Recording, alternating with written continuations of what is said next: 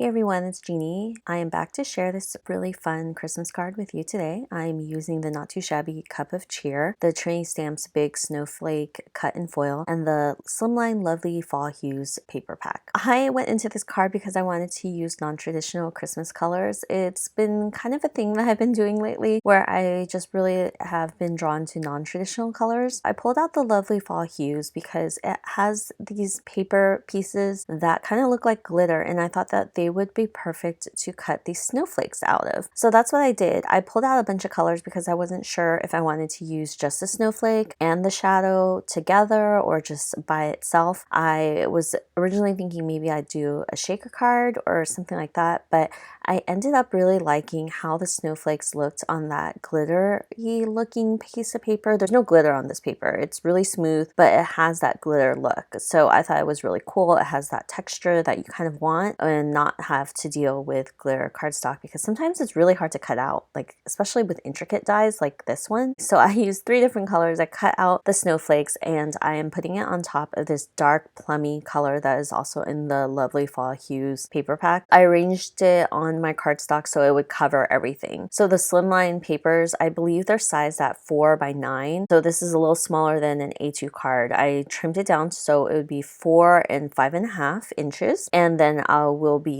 matting it on a bigger piece of paper so it would fall along with the A2 size. I am just using some liquid glue to glue down these snowflakes and cover up all the space on this card. I thought it's really pretty. Like I filmed this during the day where the sun was shining, so it's really hard to see the color differences within the colors. Trust me, they're there. It's kind of a pink, purple, and blue glitteriness, and I really liked it. So for my sentiment, I will be stamping it and heat embossing on vellum in white embossing powder. I'm just using the Merry Christmas sentiment from the stamp set. The stamp set is part of the November stamp and die of the month. It's something that is super cute and you can pick it up for the holidays. I pulled out another one of the mauve colors in the paper pack and I am just creating the A2 size. So basically I'm just using my Misty so I can kind of faux matte it on a A2 card panel.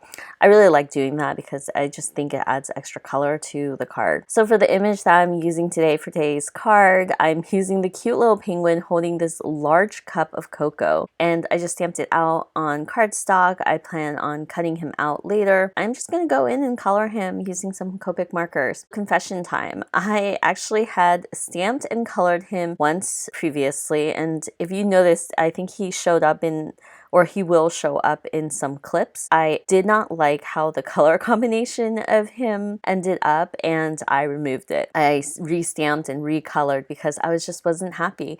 Like, I know I've mentioned multiple times that I'm just not good at picking colors sometimes, and that was a struggle. So because there was purple paper and I'm using on dark plum paper, I thought that it would be super cute to color the penguin's little Santa hat in purple and then his whole outfit in purple. I just was not happy with it. I colored the cup blue, and I mean that looks okay because I was trying to incorporate the blue from the snowflakes as well, but I used like a darker blue. Anyway, it just looked funky. It just didn't belong and I was so unhappy with it, so I just recolored it. In this version of the penguin, I decided that he wasn't wearing any clothes. He's just gonna be naked and I am coloring up his entire body. I thought it would just be easier this way because I didn't want it to clash with the cup itself. In the previous image I colored, I also realized that like the bottom handle part of the cup, I colored as if it was part of his clothes. I obviously colored that wrong, or I looked at it wrong. I went with simple and he's just gonna be a naked penguin without clothes, and it's just the Santa hat that I will be picking a color for. For his Santa hat, I decided to go with pink because I don't really have like a good Copic combination for mauve.